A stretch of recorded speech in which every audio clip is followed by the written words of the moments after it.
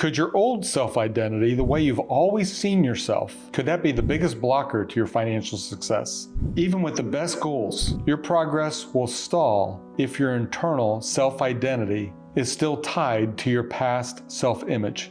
Today we'll explore a shift in your self-identity and unlock a better path forward. Hi, I'm Kent Irwin. I'm a financial life coach. I'm here with Shelby Hutchings, an entrepreneur, a business owner, a creative talent, a mom. Today we're going beyond budgets and savings to explore a deeper question. Is your old self-identity blocking your financial success? If you want to change your financial future, the way you view yourself has to change. Before we dive in, please like this video and subscribe to my channel so that we can continue to bring you great videos in the future. Thank you so much.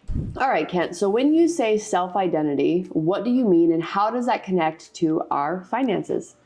Self-identity is the way you see yourself. It affects you to the core. It's the monologue, the internal monologue that kind of plays in your head all day long. Mm-hmm. Okay, it's the monologue that plays in your mind, and it's connected to how you perceive yourself.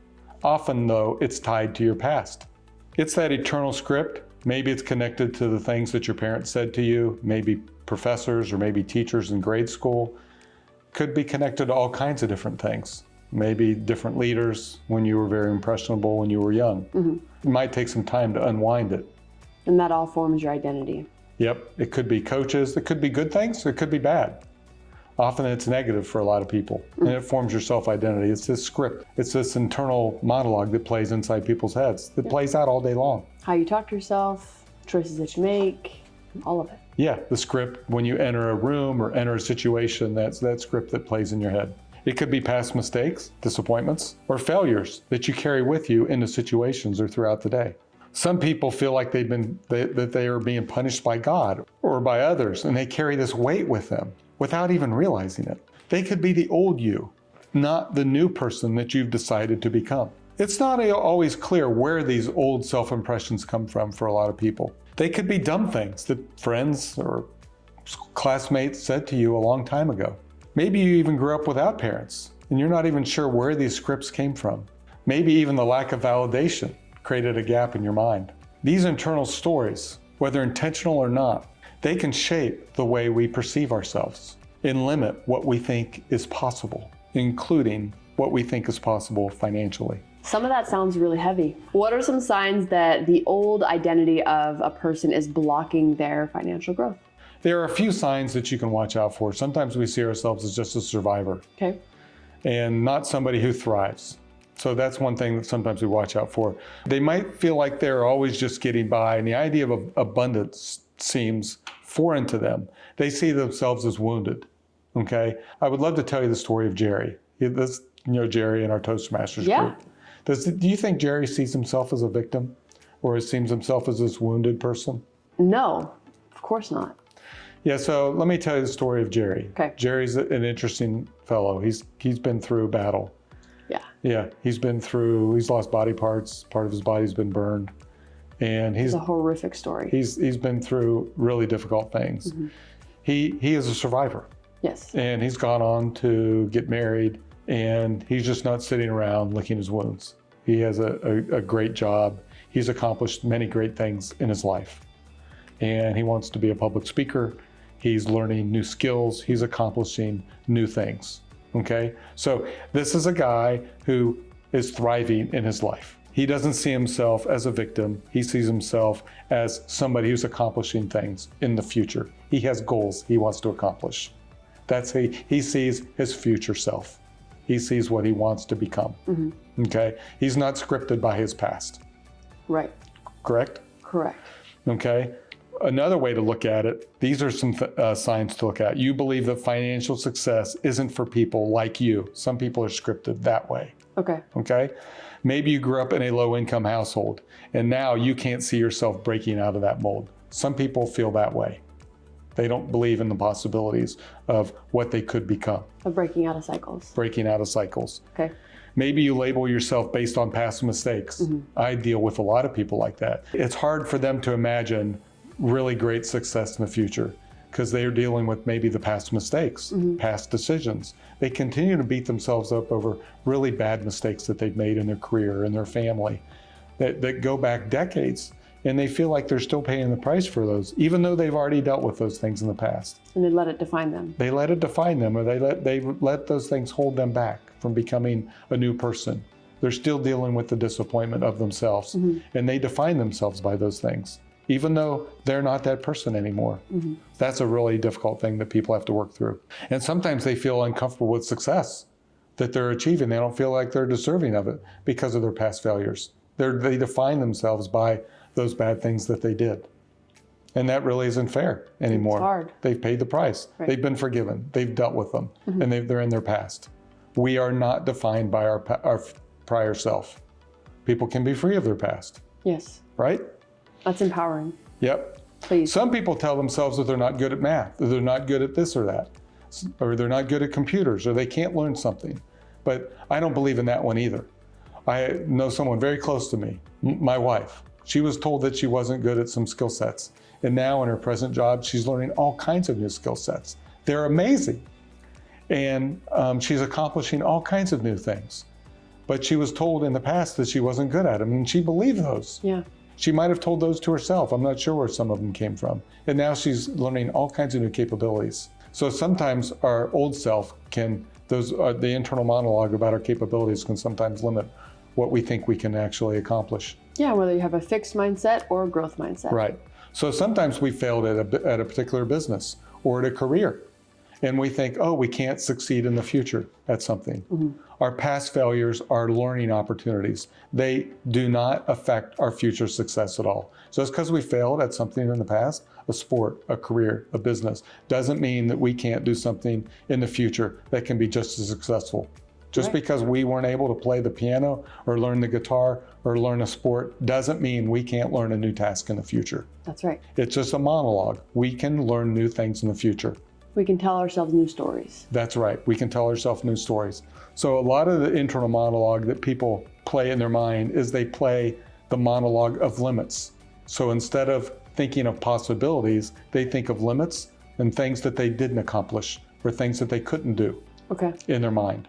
So I think that's bad monologue too. That's bad scripting. And that just takes a shift, right? That takes a shift. So think of what possibilities that we could do, what things we could accomplish, instead of limiting ourselves to think of just our failures or the things that we couldn't do in the past. Yeah. So why not think of the things that we could accomplish? Right. It takes the same amount of effort. It takes the same amount of effort. It's just a changing of the scripting. And a habit. Yep, it's just a habit. Yep. All it is. So how can people start to shift their self-identity to align more with financial success? So I love to have these kinds of conversations with people. Yes. It's really good. So the first step is to recognize the narrative that they're telling themselves. Right. So how do we do that? In financial coaching, I always ask people about their financial upbringing and how they currently view themselves, limits, possibilities, and money. So we talk about the experiences that shape their views about money. So we talk about their upbringing, what their parents were like. Did they talk about money? Did they live in a scarcity mindset family, abundance mindset family? Was there poverty? Was there abundance as far as lots of financial things? Were they spoiled as a child? We talk a lot about the dynamics in their household of what it was like. Were they savers? Were they spenders? What was the upbringing like? I really want to understand what the dynamics were around money in their household. That really affects their thinking when it comes to finances. So we do talk about that. That's really important. And that helps you identify the patterns, I assume. Right. We talk about when they try something new and they face setbacks, what happens? What is a script that plays in their mind when that happens? So we draw them out so that we can understand what the monologue that's playing out in their mind. And provoking them to be more self-aware, right? Right. Helps them to be more aware of how their self-identity is connected to their past. Yeah. And how it's affecting their present. Exactly. Makes sense. It makes them much more aware. Then we work on reframing and rescripting their internal monologue.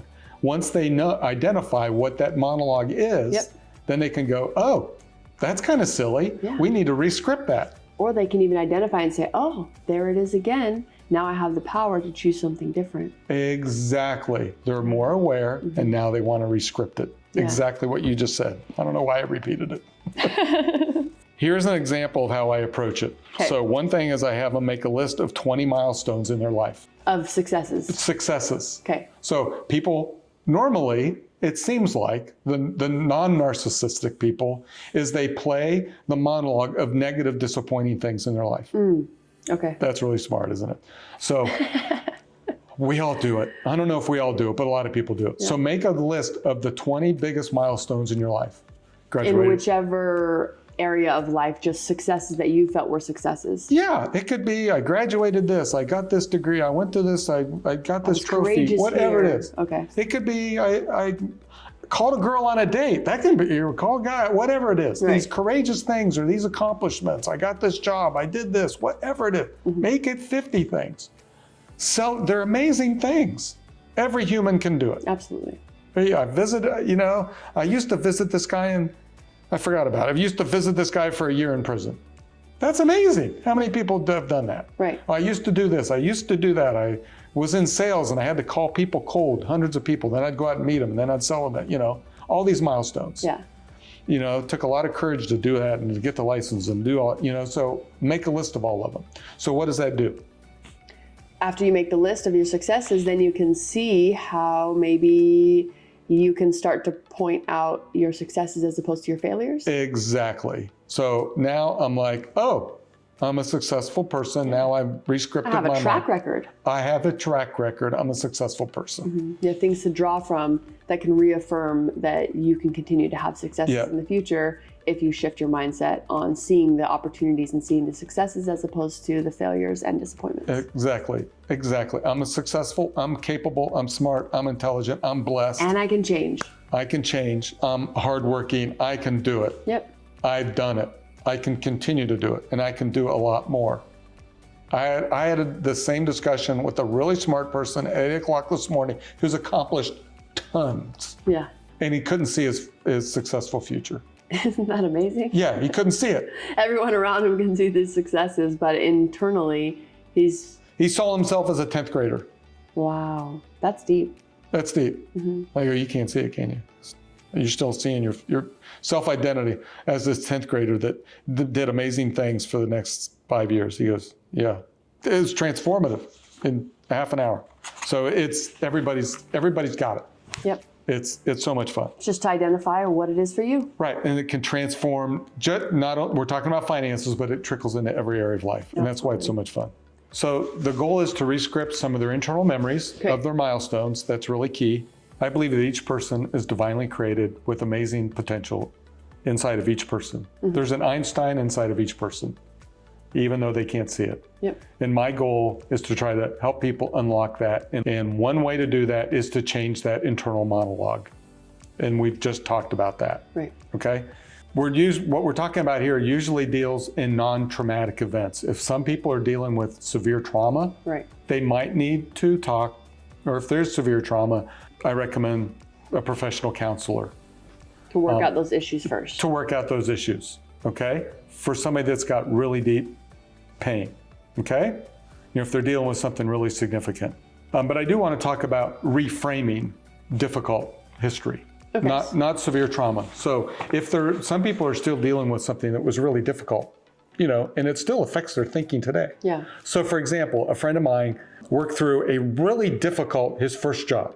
He was waiting tables at a wedding reception, and this thing was just really heavy and really weighed heavy on him. Yeah.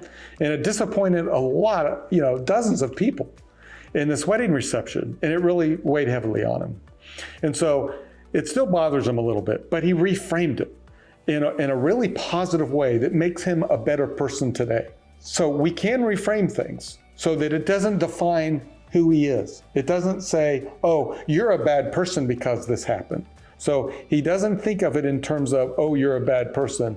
He reframed it so what it says is, be careful in these kinds of situations so that you don't make the same mistake. There's a lesson. There's a lesson. So instead of trying to be a perfectionist so that it makes you look good, focus on the details of the situation so that you're caring for the entire room, so that you're caring for everybody there. So think less about you and think about the entire room. Yeah. So that was the lesson he learned. And I'm sure he'll never forget it. It's a very valuable lesson. So he uses that pain to be a better man. Yep. So how do I know that? He did it in a presentation. Yeah, that was great. It was a great presentation. So it stuck with me because he used that pain to write it on our souls. It's a perfect example of reframing. It is a perfect example. Any more thoughts on self-identity? Yes, I have kind of a pet peeve on self-identity that I'd like to I'd love talk to about. hear it. There's been a lot of discussion, dozens, if not hundreds of books written on personality styles. Okay. Okay, Myers-Briggs, Yep. Enneagrams, Strengths Finders, All of them. all of those. Most of them are bunk. They're bunk. They're bunk.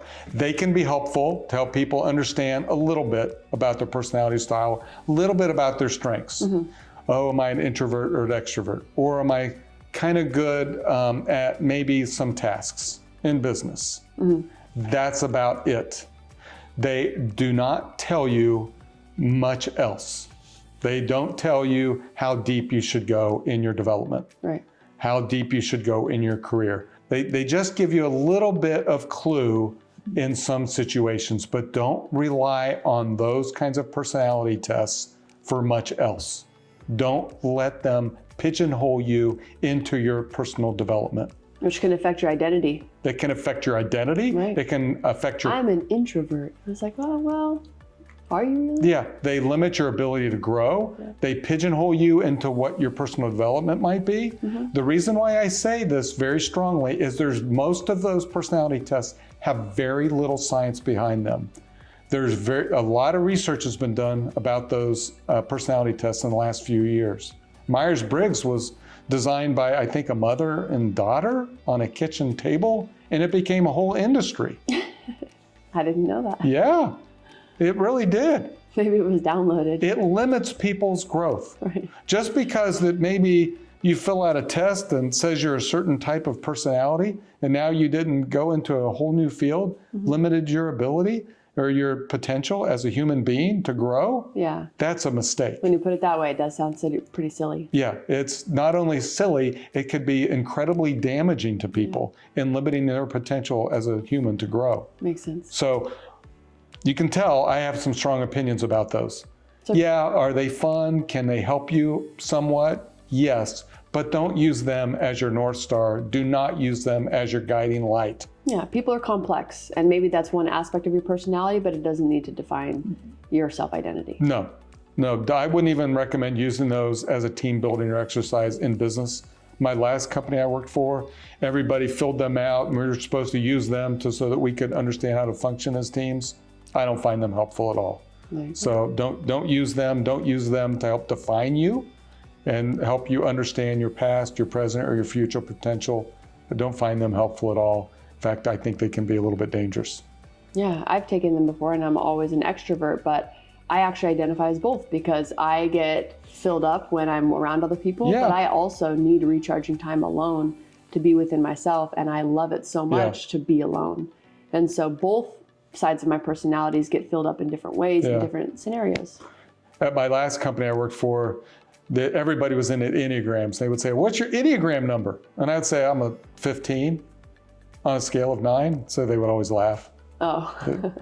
So I was a combination of a 3, a 9, and a 2, because, and then I would move around because it depended on the day of the week when I filled out the survey of where I was. Because it depended on your emotional state probably too. Exactly. Yeah. And So it's not really reliable. I don't find them reliable at all.